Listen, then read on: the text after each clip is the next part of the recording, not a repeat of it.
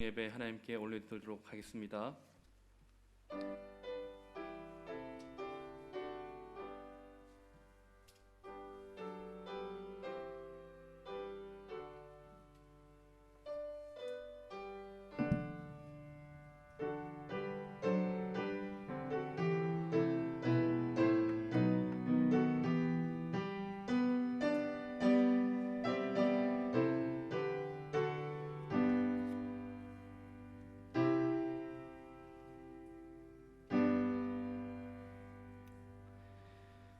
하나님 참 감사합니다. 죄와 사망 가운데 억눌려서 힘들고 어려워하던 우리의 시절들을 주님께서 찾아와 주셔서 구원하여 주시고 생명의 빛을 보여주시고 참된 기쁨과 참된 만족이 있는 삶으로 인도하여 주시니 참으로 감사합니다. 그 은혜에 감사하며 주님 예배하러 나왔사오니 주님 신령과 진정으로 예배하게 하시고 하나님의 말씀에 큰 은혜가 있는 예배되게 하여 주시옵소서. 예수님의 이름으로 기도드립니다. 우리 찬송가 284장 찬송가 284장 찬송하신 후에 우리 신정수 권사님 기도하도록 하겠습니다.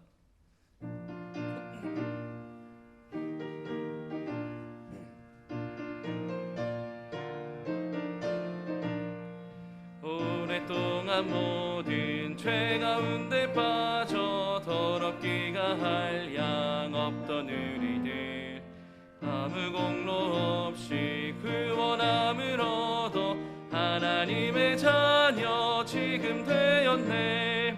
주의 그 사랑 한량 없도다. 찬송할지어다 예수의 공로. 주의 그 사랑 한량 없도다. 찬송할지어다 예수의 공로. 주의 보혈로서 정결하게 씻겨 죄악에서 떠난 몸이 되었고 세상 근심 구름 간 곳 없어지니 하나님의 빛이 영화롭도다. 주의 그 사랑 한량 없도다. 찬송할지어다 예수의 공로. 주의 그 사랑 한량 없도다. 찬송할지어다 예수의 공로. 죄의 깊은 잠과 뜬 세상의 꿈을 어서 깨어나라 나의 친구여. 은혜 받은 날과 구원 얻을 때가 지금 온 세상에 선포되었네.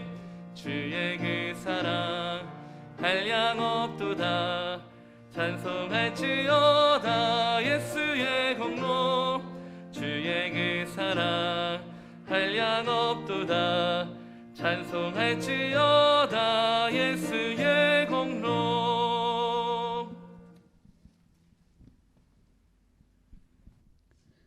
거룩하신 하나님 아버지, 오늘도 3일 예배 기도 드리게 됨을 감사합니다. 주님의 은혜에 살면서 감사함으로 살지만 하나님이 원하시는 뜻대로 영광 올려드리지 못하고 지내게 됨을 용서하여 주옵소서.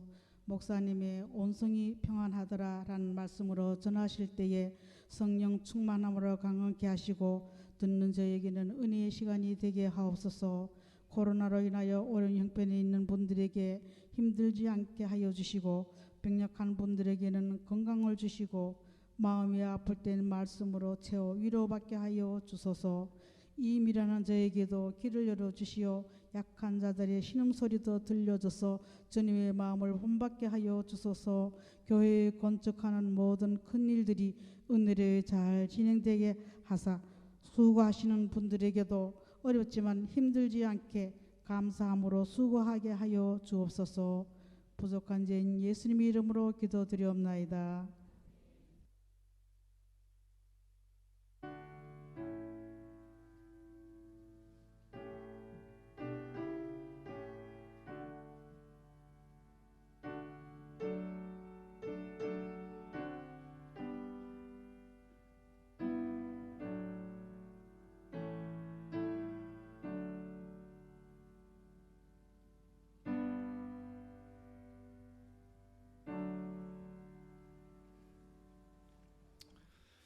오늘 하나님께서 우리에게 주시는 말씀은 열왕기하 11장 1절부터 3절입니다. 열왕기하 11장 1절부터 3절입니다. 제가 가진 구약 성경 581면 정도 됩니다. 열왕기하 11장 1절부터 3절까지입니다. 한 절씩 교독하시고 3절을 함께 합독하도록 하겠습니다. 제가 먼저 읽겠습니다. 아하시아의 어머니 아달랴가 그의 아들이 죽은 것을 보고 일어나 왕의 자손을 모두 멸절하였으나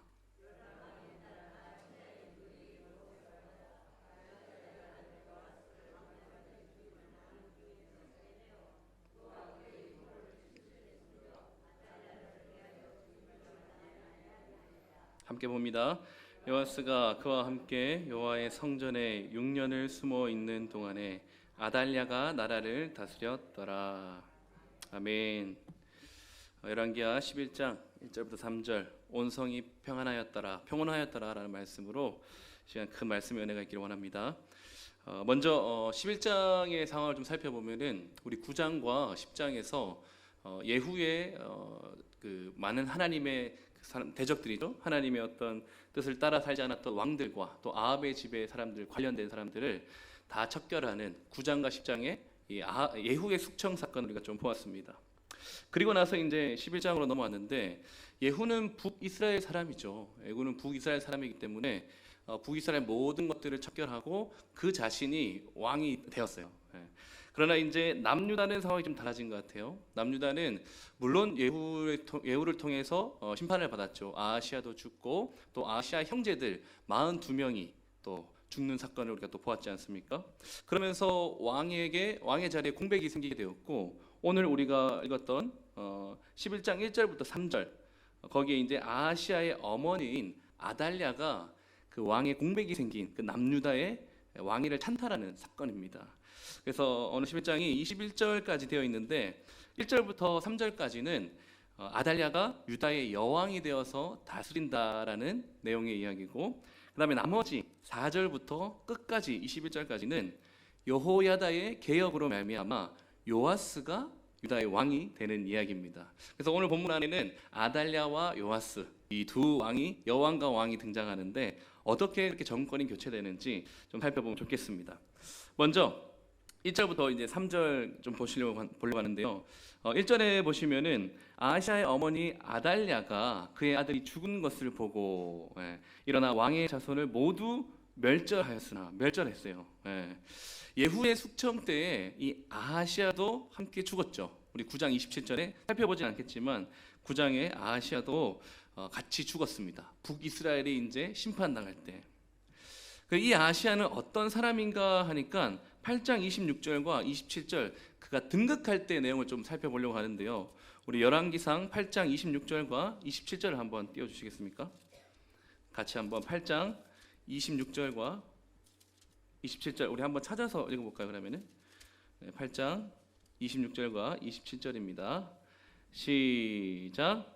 아하시아가 왕이 될 때에 나이가 22세라. 예루살렘에서 1년을 통치하니라.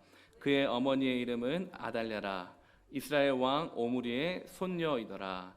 아하시아가 아합의 진로 행하여 아합의 집과 같이 여호와 보시기에 악을 행하였으니 그는 아합의 집의 사위가 되었음이러라. 아하시아가 어떤 사람인지 이 8장 26절과 27절에 잘 나와 있습니다. 그의 어머니 이름은 아달랴라 하면서 이 8장 26절에 오므리의 손녀다라고 이제 얘기를 하고 있습니다. 그러니까 오므리의 손녀이면서 아합과 이세벨의 딸인 거죠. 그러니까 명백하게 이제 북쪽 사람이에요. 북왕국 사람이에요. 이 아달랴가 북쪽 출신이기 때문에 바알 숭배자였고 그녀가 통치하는 기간은 유다 역사상 가장 최악의 시기로 기록되고 있습니다. 왜냐하면은 이때 다윗 왕가가 마치 이세벨과 같은 바알의 특성을 띠게 되기 때문이죠. 유다 역사 가운데 이런 적이 없는데 아달랴가 여왕으로 올라서부터 다윗의 왕가가 마치 바알을 숭배하는 이세벨과 같은 특성을 띠게 됩니다. 그래서 이 유대 역사에서는 아달랴를 왕으로 여왕으로 인정하지 않습니다. 실제 일반 세계사에서는 이 아달랴를 여왕으로 인정하고 있지만 왕으로 기록하지만 유대 역사 안에서는 이 아달랴를 여왕으로 인정하지 않습니다. 어쨌든 그때부터 아달랴는 아주 이 시작부터 우리 11장의 시작부터 보면은 피비린내가 나는 시작을 알립니다. 1절에 보시면 왕의 자손들을 모두 멸절하였다라고 되어 있습니다. 아달랴가 왜 유다 왕족들을 다 멸절했을까요?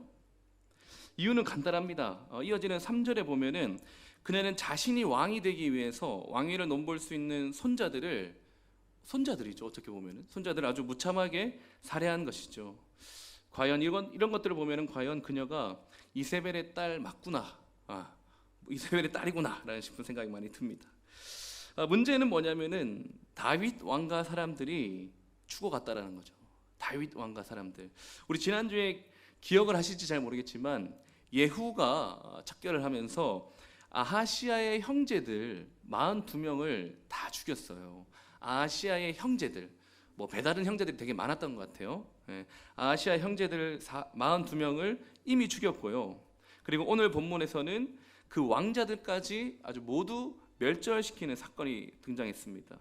이것을 통해서 남유다의 다윗 가문이 다윗 왕조가 정말로 멸절당하는 위기에 놓였다라는 것을 우리가 10장과 11장 초반을 보면 그렇게 알 수 있습니다.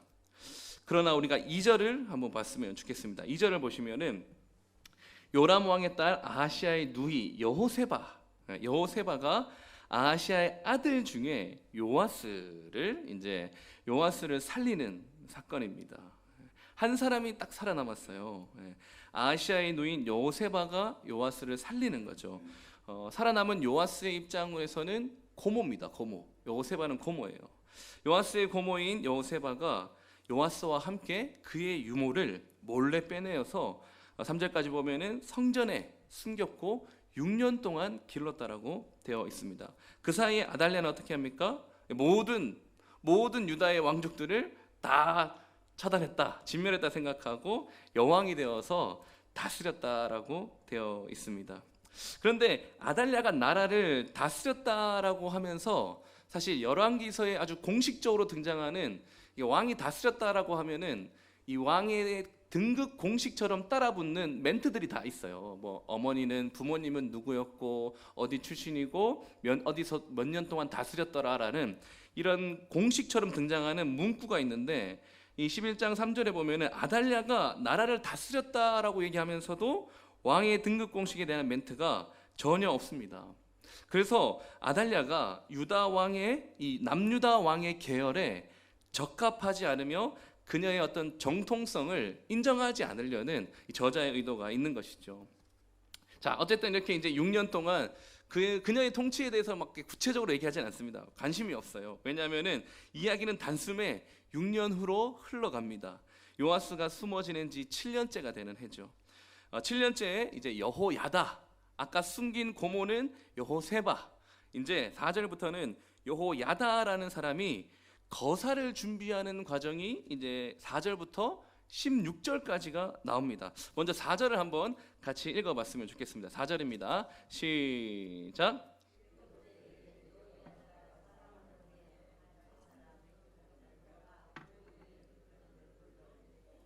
여호와의 성전으로 들어가서 그들과 언약을 맺고 그들에게 여호와의 성전에서 맹세하게 한 후에 왕자를 그들에게 보이고 7년째에 여호야다라는 제사장이 딱 등장합니다.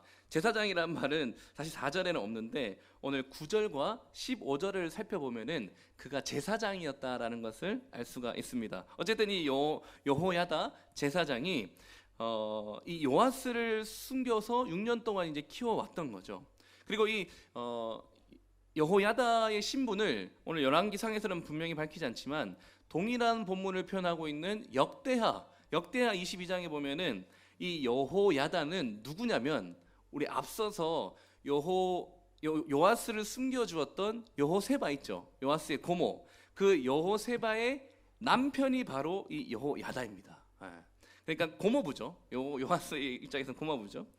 이 여호야다 제사장이 이제 가리 사람과 또 호위병 그리고 백부장들을 불러서 여호와의 성전에서 그들과 언약을 맺는 장면이 보입니다. 이 가리 사람은 뭐냐면은 성경에 이제 사무엘하에 보통 그렛 사람이라고 많이 표현되고 있거든요. 사무엘의 8장, 15장, 20장 보면은 그렛 사람, 그리고 항상 이 그렛 사람이 등장할 때 동일하게 등장하는 사람이 누구냐면은 블렛 사람입니다. 블렛 사람. 그러니까 그렛 사람과 블렛 사람이 항상 같이 등장하는데 이 성경에 등장할 때마다 이 사람들은 뭘 했냐면은 다윗의 친위 부대 역할을 한 사람들이에요. 다윗의 친위 부대. 예, 다윗이 이제 어디 돌아다닐 때마다 위험에 처할 때마다 가장 가까이에서 다윗과 함께하며 그를 지켜주었던 사람들을 이제 친위 부대 그렛 사람과 블렛 사람인데 여기 가리 사람이라고 하면 바로 그렛 사람을 얘기하는 겁니다. 다윗 이후에도 이 이스라엘 왕실의 경호 부대를 맡았던 사람들이 바로 이 가리 사람들과 블렛 사람들입니다. 어쨌든 이 사람들을 불러가지고 성전에서 여호와께 맹세하게 한 다음에 이제 그들에게 왕자를 보여주죠. 깜짝 놀랐을 겁니다. 예. 유다 왕의 계열이 완전히 끝났고 이 아달랴의 통치가 끝나지 않을 거라고 생각했던 이 공포에 대한 정치가 계속 이어질 거라 생각했던 그들에게 왕자가 딱 나타난 겁니다. 그러면서 이제 언약을 맺죠. 그러면서 여호야다가 뭘 부탁합니까? 그들에게 쉽게 말해서 4절부터 5절 보시면은 당번을 나누라고 얘기한 거예요. 번을 나누라. 3분의 1은 왕궁을 지키고 지금 이 사람들이 그렛 사람과 블렛 사람이 이제 친위 부대라고 얘기했잖아요. 그죠? 호위병 이렇게. 그래서 3분의 1은 왕궁을 지키고 또 3분의 1은 수루문을 지키고 또 3분의 1은 호위병들의 뒤에 있는 문을 지켜라. 그리고 7절에 보시면은 안식일에 들어가고 나가고 하는 비번조들 있죠. 비번조는 두 조를 나눠 가지고 왕을 위해서 여호와의 성전을 주의하여 지켜라라고 얘기하고 있는 거예요. 여호야다는 대제사장이었던 것 같아요. 예. 이 안식일에 입번할 자와 출번할 자를 거느리거나 지정할 수 있는 것을 봐서 그리고 가리 사람들과 호위병들에게 왕궁을 포함한 중요한 그 모든 것들을 지키라고 이제 말하는 것을 봐서 이 사람은 대제사장이었을 가능성이 굉장히 높다라고 얘기합니다. 그러면서 이제 8절을 보시면은 그들을 불러다가 뭐라고 얘기하냐면은 너희는 각각 손에 무기를 잡고 왕을 호위하며 너희 대열을 침범하는 그러니까 너희가 이렇게 딱 보디가들 어떤 VIP를 지키려고 딱 스크럼을 짜놓으면은 진을 동서남북으로 진을 짜놓으면은 그 진 안에 누구가 들어오잖아. 그러면은 그 모든 자는 죽이고. 예. 우리가 누군가를 경호할 때에 우리가 딱 동서남북으로 진을 형성하는데 그 사이에 누가 들어오기만 하면 다 죽이라는 거죠. 그리고 왕이 출입할 때는 시위할지니라 경호하란 말입니다. 경호. 이렇게 8절까지 거사에 대한 어떤 아주 안전을 책임져야 할 사람들에게 명령을 다 마칩니다. 그리고 이제 9절부터는 뭡니까? 거사 당일로 단숨에 건너갑니다. 우리 9절부터 천천히 한번 또 살펴봤으면 좋겠는데요. 먼저 9절 10절을 보시면은 백부장들이 명령한 것을 다 들었다고 되어 있습니다. 이 8절까지 얘기했던 그 명령들을 다 들은 거죠. 그대로 했고 안식일에 당번인 자와 비번인 자를 데리고 여호야다에게로 나왔습니다. 그러니까 여호야다는 뭘 합니까? 그들에게 성전에 있는 다윗 왕과 창과 방패를 그들에게 주었습니다. 지금 거사는 안식일에 이루어졌거든요. 그러니까 이날은 여느 날보다 그 성전 안에 많은 사람들이 모이는 날입니다. 평소보다 더 많은 사람들이 모이고 또 안식일에 이제 번을 바꾸잖아요, 그죠? 출입하는 자도 거느릴 수 있고 비번하는 자도 보내지 않고 그대로 두면서 또 병력으로 활용할 수가 있는 거죠. 여러모로 이 안식일은 많은 백성들이 지켜보는 가운데 새로운 왕인 요아스가 즉위하기 아주 적합한 날이었습니다. 그러면서 다윗 왕의 창과 방패를 주는데 이것의 의미는 뭐냐면은 지금 여호야다가 요아스를 비밀리에 옹립하려고 하잖아요. 이 요아스를 옹립하는 것은 다윗 왕조를 일으키려고 하는 거죠. 다른 무엇보다. 그래서 이제 다윗 왕조를 일으키려고 하는데 그것을 상징하는 물건이 이만한 것이 없습니다. 곧 다윗 왕권의 회복을 위해서 아주 적합한 물건을 주고 있는 거죠. 11절에 보시면 이제 호위병이 각각 손에 무기를 잡고 성전 오른쪽에서부터 왼쪽까지 제단과 성전 곁에서 왕을 호위했다. 실제로 이제 그 거사가 실행된 거예요. 호위하면서. 여기까지 살펴보면은 여호야다의 이런 주된 관심사가 대관식을 치르기 위해 이 성전 경내에 충분한 그 안전 조치를 마련하고 있다라는 것을 우리 11절까지 확인할 수가 있습니다. 아주 주도면밀하게 딱딱 사람을 세우고 번을 나누고 딱 거사 날짜를 딱 보면서 딱 그날이 되니까 딱 실행에 옮긴 겁니다. 그렇게 이제 삼엄한 경기 속에서 드디어 대관식이 이루어지죠. 우리 12절인데요. 같이 한번 이 장면을 한번 읽어봤으면 좋겠습니다. 12절입니다. 시작.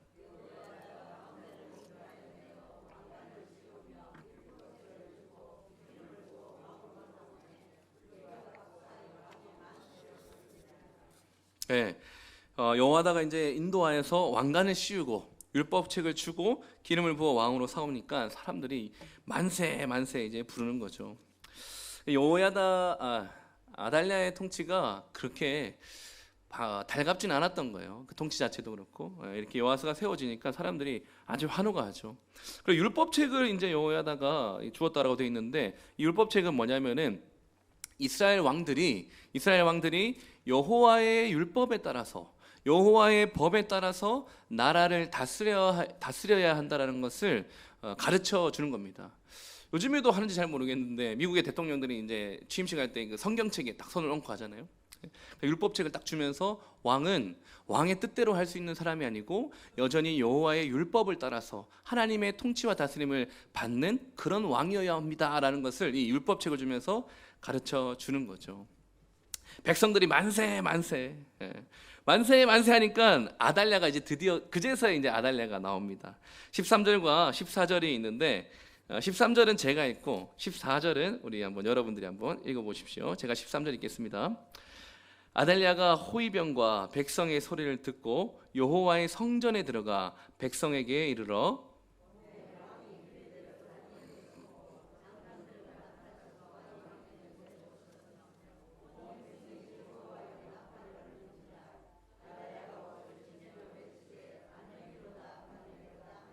네, 먼저 이 아달랴가 소리를 듣고 딱 가보니까 왕이 규례대로 단 위에 서 있고 벌써 저자는 누가 왕인지 얘기하고 있잖아요, 그죠?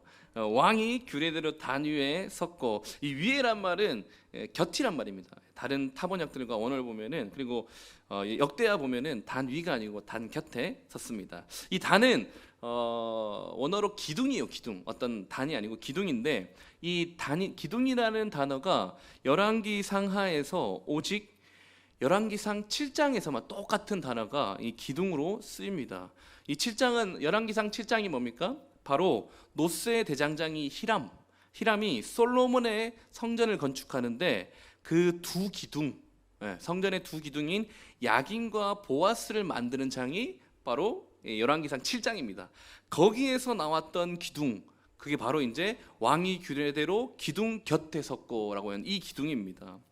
야긴은 저가 세운다, 저가 세우리라 라는 뜻이고 보아스는 그에게 능력이 있다라는 뜻이잖아요, 그렇죠? 그래서 이 둘 중 하나를 택하여서 왕이 대관식을 하는 기둥을 골라라면 저가 세우신다, 저가 세우리라라는 뜻을 가진 이 야긴의 기둥이 왕의 즉위식을 거행하기에 아주 적합한 장소겠죠. 그렇게 이제 많은 사람들이 지켜보는 안식일에서, 그죠? 많은 사람이 지켜보는 안식일에 그리고 즉위식을 거행하기 아주 적합한 기둥 곁에서 그리고 하나님의 율법의 규례대로 거행하고 있다라는 것은 여러모로 이 요아스가 왕위에 오르는 것이 적합하다라는 것을 아주 거듭 강조하고 있는 것입니다. 그러니까 아달랴가 뭡니까? 13절 하반절에 보면 옷을 찢으면서 외치는 거예요. 반역이로다, 반역이로다. 지금 실제적으로 남유다를 다스리고 있는 사람이 누구였어요? 이 아달랴였단 말이라고, 그죠? 아달랴가 지금 외치면서 반역이다, 반역이다라고 말했는데 아무도 그를 따르는 사람이 없습니다.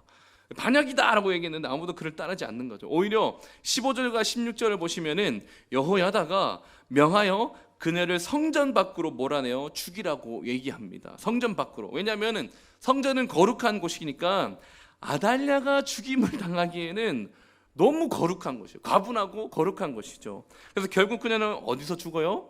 보시면 그가 죽은 곳은 말이 다니는 길, 16절에 말이 다니는 길. 왕이 다니는 대로가 아니고 왕이 다니는 대로에서 죽은 게 아니라 그 왕의 말이 마구간에서 이제 들어갔다가 나왔다고 하는 그 출입을 드나드는 그 말이 다니는 길에서 죽었다라고 이제 되어 있습니다. 그렇게 아달랴는 드디어 죽었습니다. 여호야다의 개혁은 거기서 멈출까요? 그렇지 않습니다. 계속해서 17절부터 21절까지 요아스 왕은 세워졌지만 여호야다의 개혁은 계속해서 이어집니다. 우리 17절을 같이 한번 읽어볼까요? 17절입니다. 시작.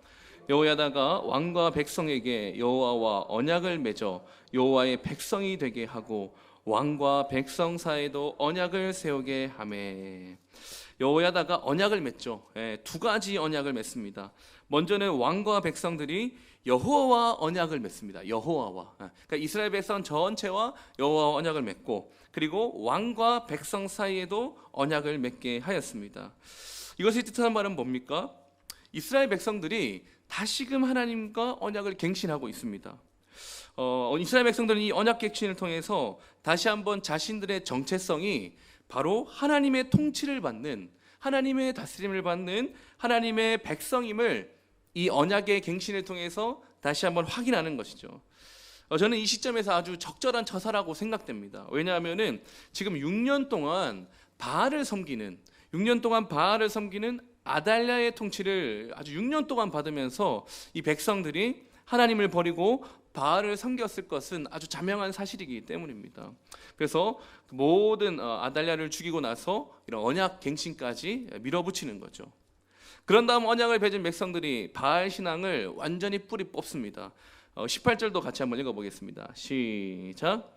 온 백성이 바알의 신당으로 가서 그 신당을 허물고 그 제단들과 우상들을 철저히 깨뜨리고 그 제단 앞에서 바알의 제사장 맏단을 죽이니 제사장이 관리들을 세워 여호와의 성전을 수직하게 하고. 온 백성이 바알의 어떤 신당으로 달려가서 그 신당을 허물고 제단들과 우상들을 깨뜨려 버리고, 그리고 그 제단 앞에서 제사장이 맏단을 죽여버리는 거죠. 네. 여기서 가장 인상 깊었던 것은 뭐냐면은 언약을 갱신하고 나서 온 백성이 그렇게 달려가서 제거했다는 것입니다. 온 백성이 너도 나나 할 것 없이 바알의 신당으로 막 달려갑니다. 한번 상상해 보십시오. 온 백성이 여호와의 언약 백성입니다라는 것을 다시 한번 확인하고 나서 신전으로 몰려가 그 신전을 허물고 있습니다. 그리고 제단을 막 뒤엎어버리고 있고 신상들을 완전히 깨부수고 있어요. 뿐만 아니라 바알 신전을 뿌리 뽑는 그 절정이 제단 앞에서 그 바알의 제사장 맏단을 죽인 거죠. 여기까지 이 일에 온 이스라엘 온 백성이 뜻을 함께 했다라는 것입니다. 이것을 보면서 자연스럽게 비교가 되는 것은 뭐냐면 10장에서 보였던 예후의 개혁 사건과 좀 비교가 된다는 것입니다. 10장에서 보여준 예후의 개혁, 그리고 오늘 11장에서 보여준 남왕국의 여호야다의 개혁, 이 두 개혁은 모두 바알 종교를 제거했다라는 측면에서는 똑같은 개혁입니다. 예후는 어떻게 했습니까? 내가 친바알 정책을 하겠다라고 속이면서 바알 제사장들 다 모아가지고 죽이잖아요, 그렇죠? 그런 바알 신상을 제거하고 개혁한다는 측면에서는 똑같아요. 그러나 후속 조치에 있어서는 너무나 큰 차이를 보이는 것 같아요. 예후는 어떻게 했어요? 바알 종교를 제거했지만 그 이후에 무엇을 장려하고 권면했습니까? 바로 여로보암이 세운 국교죠. 여로보암이 세운 국교 금송아지를 장려했다면 오늘 여호야다는 백성들을 언약 백성으로 여호와의 품으로 돌아가도록 했다라는 거죠. 이게 너무 큰 차이입니다. 너무 멋지지 않나요? 여호야다가 그 백성들을 하나님의 품으로 다시 돌아가게 했다라는 거죠. 이런 면에서 10장의 예후와 많이 비교가 되고 여호야다야말로 정말 진짜 진정한 지도자다, 이렇게 좀 볼 수가 있었던 것 같습니다. 그리고 이제 다시 돌아와서 요아스가 왕자에 앉으면서 이야기는 마무리가 됩니다.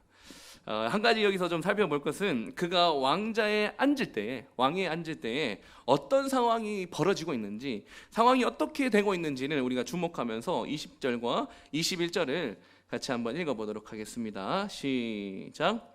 온 백성이 즐거워하고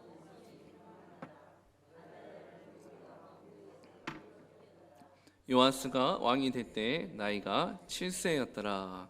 온 백성이 즐거워하고 평온하였더라라고 되어 있습니다. 여기서 말하는 즐거워했다라는 단어는 제가 찾아보니까 구약 성경에서 한 150번 나옵니다. 그러니까 굉장히 기쁨을 표현할 때 쓰는 단어입니다. 이 샤마흐라는 단어는 상황도 다양했어요. 어떨 때는 결혼식이나 잔치처럼 특별한 날에 기뻐하기도 하고, 또 어떤 때는 전쟁에서 승리할 때 기뻐하기도 했습니다. 그러나 그 중에서 기쁨의 이유로 가장 빈도 높게 열거되었던 것은 바로 여호와의 구원과 관련되어 있었던 기쁨이었습니다. 하나님의 구원, 여호와의 구원을 생각할 때 기쁘다는 거죠. 어떻게 보면 오늘 본문도 거기와 맥을 같이 하고 있는 것 같습니다. 그리고 평온, 오늘 이제 설교 제목에 있었던 평온이죠. 이 평온하다는 말은 태평하다 또는 분쟁이나 전쟁, 시끄러운 일이 그쳤다, 평온하다, 이런 단어를 쓰는 건데, 가장 대표적으로 쓰인 본문이 어디냐면은 잘 아실 거예요. 우리 여호수아 11장과 14장에 분배가 끝나고 나서 그 땅에 전쟁이 어떻게 됐더라? 그쳤더라 할 때, 그때 말하는 평온입니다. 여기서 평온. 이 즐거움이나 평온은 뭡니까? 아달랴의 통치에서는 누릴 수 없던 것들이었어요. 아달랴의 통치에서는 누릴 수 없는 즐거움이나 평온인데, 오히려 그때는 뭡니까? 아달랴의 그 독재적인 통치는 공포와 불안감을 종성하죠. 그런 아달랴의 통치로부터 이제 더 이상 위협이 없고 위험이 없는 즐거운 가운데 아주 평온하게 살아가게 되었음을 마지막 20절과 21절이 보여준다라는 거죠. 그리고 그때 요아스가 왕자에 앉았는데 나이가 7세였다라고 되어 있습니다. 이것도 나중에 우리가 한번 7세도 좀 살펴보도록 하고, 본문의 내용은 이렇게 끝이 납니다. 그래서 이 아달랴와 요아스가 아주 대조되면서 아달랴는 처참하게 말들이 다니는 길에서 죽는 반면에 요아스는 온 백성들이 옹립하고 기뻐하고 즐거워하는 이 대조 가운데 이제 요아스가 세워지는 것이죠. 자, 오늘 이 본문을 통해서 저는 한 두 가지 정도만 적용을 하려고 합니다. 먼저 첫 번째는 하나님께서 그 백성과 맺은 언약을 아주 신실하게 지킨다라는 사실을 오늘 11장에서 볼 수 있습니다. 아니, 요아스가 다시 세워지는 것과 하나님이 신실하다라는 것이 어떤 연관이 있을까요? 라고 생각하시는 분들은 한번 잘 들어보십시오. 먼저 이 남왕국과 이 북왕국이 내리막길을 걷게 된 그 시작점으로 거슬러 올라가 보면은 북왕국에는 누가 있냐면 아합 왕이 있었습니다. 그리고 남유다에는 누가 있습니까? 여호사밧이 왕으로 있을 때였습니다. 이때 남유다와 북이스라엘은 서로 사돈 관계를 맺게 됩니다. 두 왕조는 종교가 다르거든요. 두 왕조는 종교가 다르다는 점을 감안할 때 썩 좋은 그런 연합은 아니었어요. 아니나 다를까 이후 두 왕조는요 서로 구분이 안 될 정도로 비슷해집니다. 우리가 이러한 부분들을 사실은 열왕기상 마지막부터 해가지고 열왕기하까지 지금 계속해서 이 아합 집과 관련된 부분들을 본문으로 읽고 설교를 들어오면서도 사실 어디가 남유다고 어디가 북이스라엘인지 조금만 주의 깊게 보지 않으면 헷갈린 정도로 이 두 왕조가 서로 비슷하게 거기였다라는 말입니다. 이런 상황 가운데 바로 지난주부터 여호와께서 예후를 사용하셔서 이 아합의 집안을 심판하신 거죠. 이때 심판하면서 같이 쓸려 내려가는 게 바로 아합과 사돈을 맺었던, 그냥 가히 아합의 집안이라고 얘기해도 될 남유다의 왕들과 그들의 형제들도 같이 죽어나갔습니다. 그리고 오늘 본문에서 남유다는 아달랴라는 아주 큰 풍파를 만나죠. 이 큰 풍파를 통해서 남아있는 왕자들조차도 거의 다 사실 대부분이 제거되었습니다. 사실상 전멸이에요. 아달랴는 그렇게 전멸시켰다고 생각했을 거예요. 북왕국에서 마치 아합의 집안이 완전히 제거된 것처럼, 예후의 칼날에 북왕국의 아합의 집안들이 완전히 제거된 것처럼 아합과 관계를 맺은 남유다 다윗의 집안도 사실 풍전등화와 같이 완전히 제거될 것 같은 그런 위기에 놓여 있었다는 거죠. 그러나 우리가 오늘 본문을 통해서 본 것처럼 하나님께서는 요아스를 숨기시고 미래를 준비하고 계셨습니다. 오늘 본문과 비교적 가장 가까이 있는, 오늘 11장과 가장 가까이 있는 다윗 언약에 대한 말씀을 제가 한번 찾아봤습니다. 열왕기하 8장 19절입니다. 열왕기하 8장 19절 준비되어 있죠? 이거 한번 같이 제가 한번 읽어보겠습니다. 열왕기하 8장 19절입니다.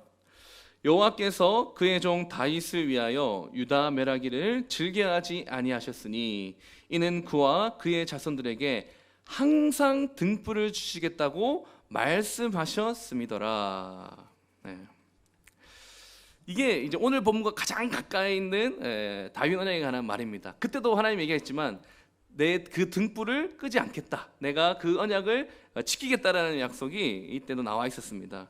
이렇게 다윗과 맺은 그 언약, 그 다윗과 맺은 언약을 통해서 남유다는 온 백성이 즐거워하고 온 성이 평온한 날을 맞이한 것입니다.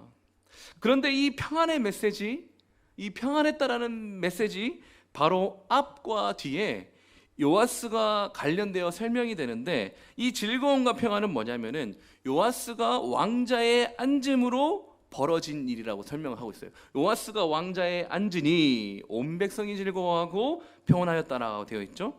그리고 이 평온의 메시지 뒤에 또 요아스에 대한 관련된 메시지가 나오는데, 그때 왕자에 앉을 때 이 요아스의 나이가 몇 살이라고 되어 있죠? 몇 살이라고요? 7세입니다. 7세. 7세면 제 첫째 윤우가 7살이거든요. 제 첫째가 7살인데 나이가 똑같아요. 지금 여기도 이제 유치부에 이제 6, 7세 뭐 선생님, 유치부 전도사님도 계시는데 잘 아실 거예요. 걔네들이 뭘 압니까? 물론 알긴 알죠. 알긴 아는데 걔네들이 뭘 알아서 나라를 통치하고 나라를 바로 세우고 한단 말입니까? 그러니까 이 오늘 11장에서 남유다의 문제가 해결되어지고 다시금 온 성이 안정을 되찾을 수 있었던 요소는 즉위한 7세의 그 왕의 능력이나 탁월함 때문이 아니라 다윗과의 약속을 끝까지 지키사 그 등불을 끄지 않는 하나님의 언약적 신실함 때문이었음을 아주 잘 보여주는 사실이란 말입니다.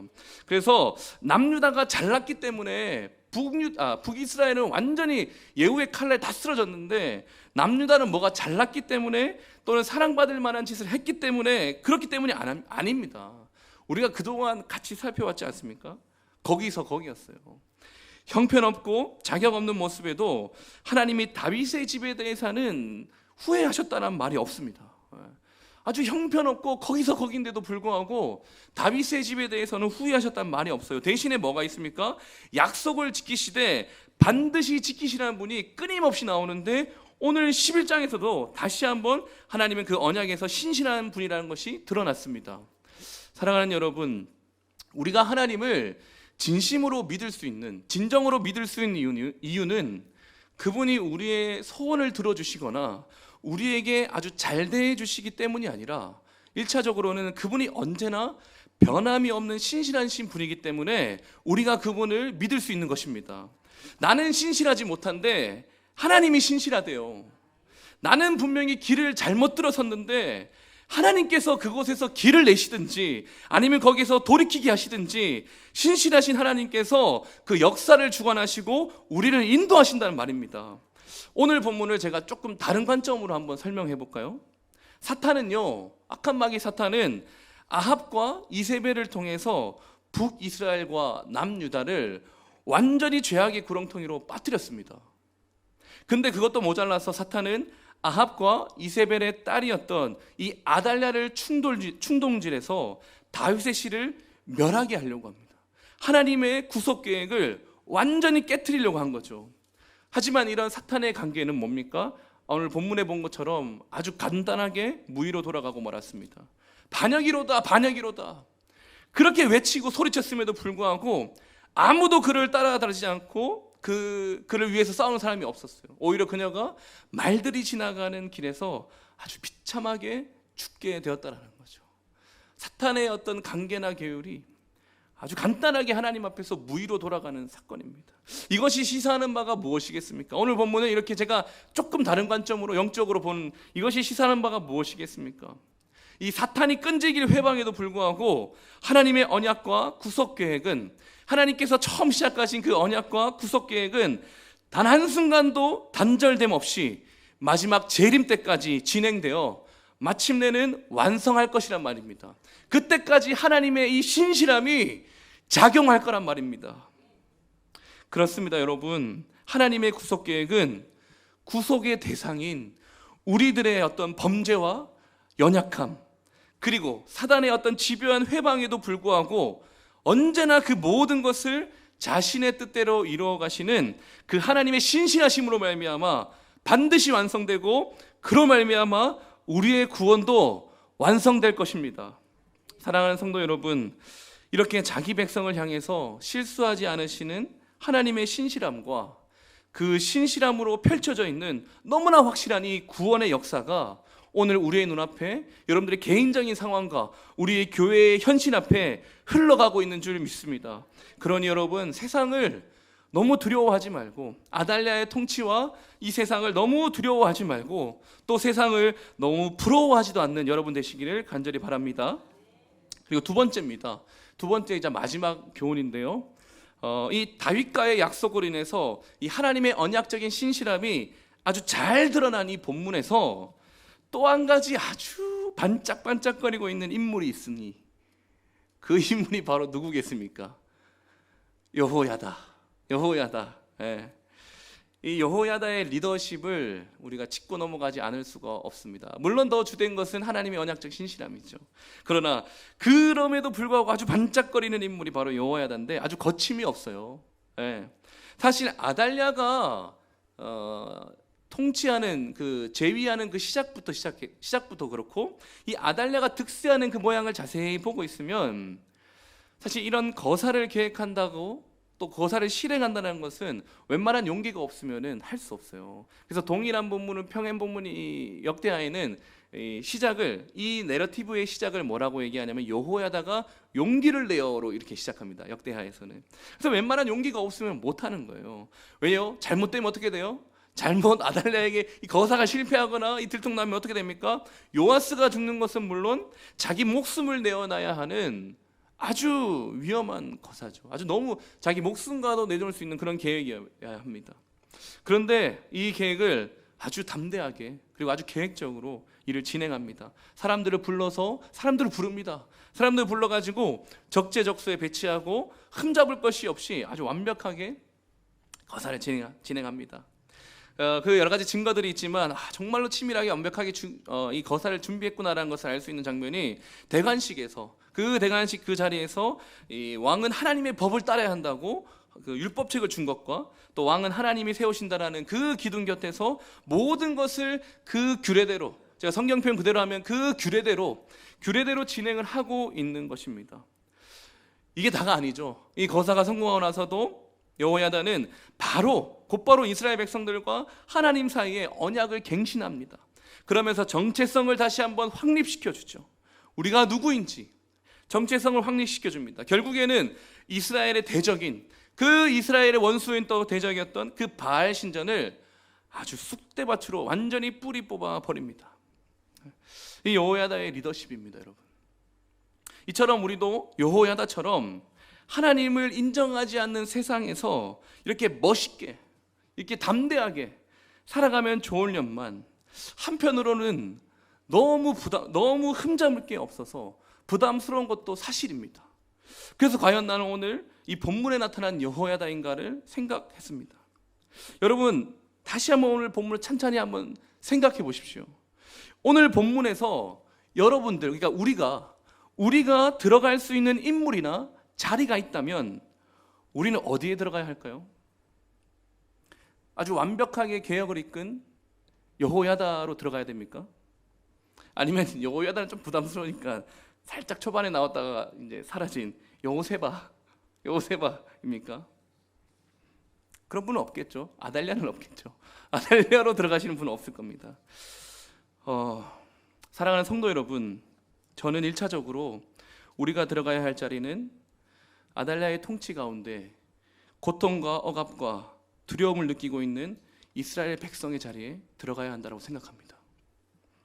우리는 여호야다 같이 대단한 사람들이 아니에요. 우리는 여호야다 같이 대단한 사람들이 아니라 에베소서에는 뭐라고 얘기합니까? 우리는 공중의 권세 잡은 자를 따랐고 자기 욕망과 세상의 풍조를 아주 적극적으로 따랐다라고 얘기하는 그런 사람들입니다. 이를테면 사탄이 통치하는 그 나라에서 아무런 변화도 아무런 개혁도 꿈꿀 수 없었던, 그저 영적으로 아무것도 할 수 없었던 죽어있던 사람들이 바로 우리들이란 말입니다.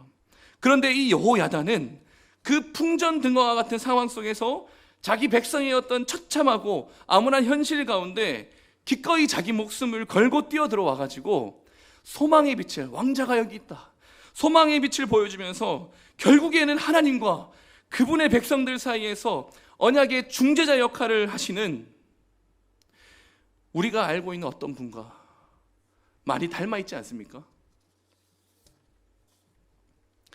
아달랴 같은 권세자가 다스린 세상 속에서 아무런 희망도 소망도 없이 그저 자기 배만 채우면서 살아가는데도, 그렇게 채워도 왜 그렇게 불안과 염려는 사라지지 않는 것인지, 참된 기쁨과 만족이 없어서 소비도 해보고 잠깐 스쳐 지나가는 기쁨도 찾아봤는데 다 잠깐 스쳐가는 것들이었습니다.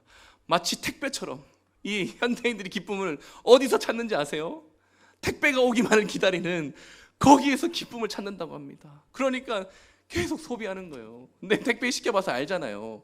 정말 오기까지 막 진짜 막 엄청 막 설레고 막 도착했다라는 문자 오면 막 집으로 빨리 뛰어들고 가고 싶고 그러잖아요, 그죠? 그리고 이제 개봉해가지고 딱 물건을 막 사용하고 나면 언제 그런 기쁨을 내가 누렸냐? 언제 내가 그런 기쁨을 가지고 있었냐? 그 개봉하는 순간 택배를 기다리는 기쁨은 다 사라집니다. 그렇게 자기 배를 채우면서 살아왔는데, 그렇게 기쁨 없고 아무리 채워도 불안과 염려는 사라지지 않는, 더 목마르고 갈증만 나는 이 아달랴의 통치 가운데 우리는 고통스러워했던 백성들이었단 말입니다. 그렇게 사망의 그늘에 엎드려져 가지고 죽어가고 있던 우리들의 인생인데, 정말 아무런 쓸모도 없고 아무런 가치도 없던 그런 인생 가운데 우리 주님이 들어오셔서 소망의 빛을 보여주신 것입니다. 참된 기쁨이 무엇인지, 만족이 무엇인지를 알려주시고 마침내 십자가에서 자기 피로 말미암아 우리를 새 언약 백성 되게 하지 않았습니까? 우리와 하나님의 관계를 회복시켜 주셨어요. 쓸모없던 자들에서, 원수와 같이 되었던 자들에서 관계를 회복시켜 주셨고, 뿐만 아니라 그분은 우리가 누구인지, 우리가 어떻게 하면 기쁨을 누릴 수 있는지, 어떻게 살아가야 하는지 이것을 낱낱이 가르쳐 주셨습니다. 그리고 약속하신 것이 뭡니까? 마지막에 다시 오셔서 내가 이 악한 것들을 다 심판하고 너희의 구원을 완성하겠다. 아달랴와 같은 통치자들을 내가 마지막에 다 심판하고 너희에게 구원을 완성하여 주겠다. 이 새 하늘과 새 땅을 너희에게 주시겠다라고 약속하신 것입니다. 사랑하는 여러분, 우리는 여호야다가 아니라 그저 두려움에 떨고 있었던 자였음을 기억하시길 바랍니다. 그렇다면은 이제 예수 그리스도의 그 십자가 사역으로 말미암아 새 언약 백성이 된 우리, 그 언약으로 살아난 우리는 어떻게 살아야 하는 걸까요? 신전으로 달려가야죠. 언약이 갱신되고 나서 그 신전으로 달려간 것처럼 다시 한번 이것이 이스라엘 백성들에게 주어진 삶의 요소가 아니고, 이스라엘 백성들에게 요구하는 삶의 요소가 아니라 우리에게 요구하시는 삶의 지점이라는 것을 생각하면서 우리 18절을 다시 한번 다 같이 한번 읽어보도록 하겠습니다. 18절입니다. 시작. 온 백성이 바알의 신당으로 가서 그 신당을 허물고 그 제단들과 우상들을 철저히 깨트리고 그 제단 앞에서 맞단을 죽이니 제사장이 관리들을 세워 여호와의 성전을 수직하게 하고. 이제 우리가 해야 될 일은 뭡니까? 바알의 신당으로 달려가서 그 제단을 허물고 우상들을 깨트리는 것입니다. 그리고 이스라엘 백성들이 우상은 깨트리고 바알은 깨트리고 대조적으로 뭘 했습니까? 여호와의 성전을 수직하고 세웠다는 거예요. 수직했다라는 것은 사람을 세워서 돌보게 하고 세웠다란 말입니다. 이 우상은 허물고 하나님의 성전은 세워야 된다는 거죠. 그러니까 오늘날 새 언약 백성으로서 하나님이 거하시는 참된 성전인 우리, 이 건물이 아니라 하나님이 거하시는 성전인 우리가 신자답게 거룩하게 살아가라고 얘기하는 것입니다. 우상 숭배를 다 버리고 하나님이 거하시는 성전인 너희가 거룩하게 살아가라는 것입니다. 여러분, 사람이 가장 담대해지고 가장 힘이 생기고 강력할 때가 언제입니까? 여러분 경험으로 아실 겁니다. 내가 살아가야 할 명분이, 내 야심과 내 정욕을 넘어서서 하나님께로 딱 옮겨질 때, 내 명분이 내 야심과 정욕을 뛰어넘어서 하나님께로 딱 옮겨질 때 난 죽어도 돼, 이렇게 고백하지 않습니까? 하나님의 뜻을 위해서 살고자 하는 그 하나님 중심의 명분이 생기면 이제 그 사람은 세상이 감당할 수 없는 사람이 됩니다. 이제 말씀을 마치겠습니다. 우리는 여호야다가 아니라 공포와 두려움에 떨고 있었던 백성들이었습니다. 하나님 배반하기를 수없이 하며 죄악의 길로 가는 우리를 하나님이 택하시고 또 버리지 않으시고, 그 죄악에도 불구하고 우리를 버리시지 않은 이유는 우리의 공로나 우리의 자격 때문이 아니라 단지 우리를 향하신 그 하나님의 신실하심, 단지 우리를 향하신 그 하나님의 신실하시고 무조건적인 은혜였음을 기억하시길 바랍니다. 그리고 그 은혜가 가장 분명하고 가장 크게 드러난 우리 주 예수 그리스도의 십자가, 그 십자가를 붙들고 오늘도 나를 묶고 있는, 오늘도 나를 공허하게 만드는, 오늘도 나를 목마르게 만들고 오늘도 나를 두렵게 하는 그 우상으로 달려가 허물고 철저히 깨트리며 승리하는 저와 여러분이 되기를 간절히 소원합니다. 기도하겠습니다.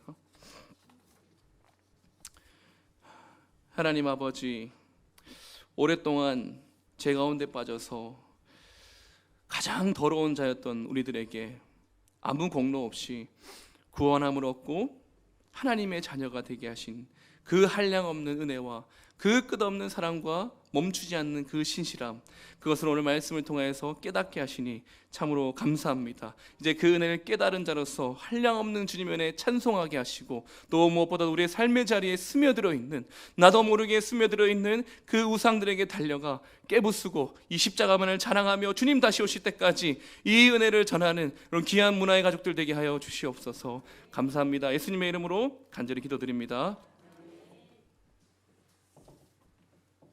귀한 말씀 감사드립니다. 추석 연휴 예배는 정상적으로 다 드리게 됩니다. 그리고 나가실 때 저희 빵이 있습니다. 필요하신 대로 가져가시면 되겠습니다. 곽태원 권사님이 빵 공장에서 직접 가지고 오셔서 성도들과 나누고 싶어서 가져다 놓았습니다. 원하시는 만큼 가져가시면 되겠습니다. 찬송가 304장 찬양하고 함께 기도하고 축도로 예배를 마치겠습니다.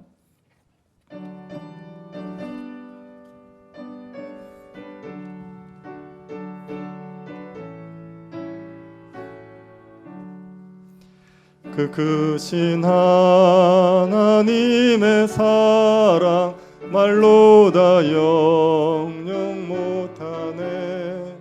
저 높고 높은 별을 넘어 이 낮고 낮은 땅 위에 죄범한 영혼 구하려 그 아들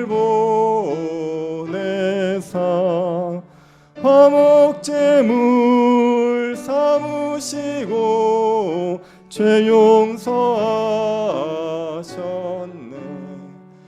하나님 크신 사랑은 측량다 못하네. 영원히 변치 않는 사랑 성도여 찬양하세. 한운 시절 지나가고 땅 위에 영화쇠할 때 주 믿지 않던 영혼들은 큰 소리 외쳐 울어도 주 믿는 성도들에게 큰 사랑 베푸사 우리의 죄 사했으니 그 은혜 잊을까. 하나님 크신 사랑은 측량다 못하네. 영원히 변치 않는 사랑 성도여 찬양하세. 하늘을 두루마리 삼고 바다를 먹물 삼아도 한없는 하나님의 사랑 다 기록할 수 없겠네.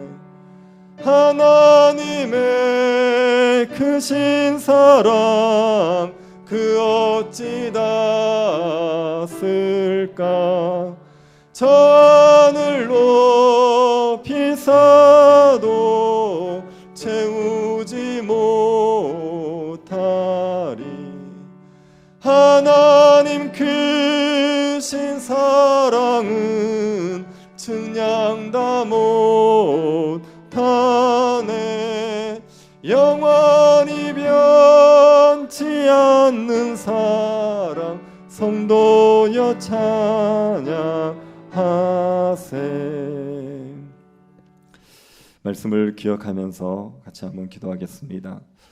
예수 그리스도 안에서 우리를 향하여서 항상 신실하신 그 하나님의 놀라운 사랑을 우리가 깨닫고 우리 안에 있는 우상들을 하나님 앞에서 내어버리는 우리의 마음속에 더러운 것들, 악한 것들을 다 내어버리고 그리스도만을 우리의 마음의 중심에 모실 수 있는 주의 백성들이 되게 해달라고 기도합시다.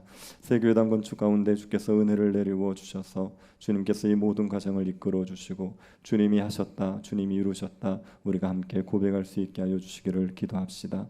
이를 위해서 수고하는 건축위원회 가운데 날마다 지혜와 능력을 허락하여 주시고 자원하는 마음들을 더하여 주셔서 어렵고 힘든 가운데서도 감사함과 기쁨으로 감당할 수 있게 해달라고 기도해 주시기 바랍니다.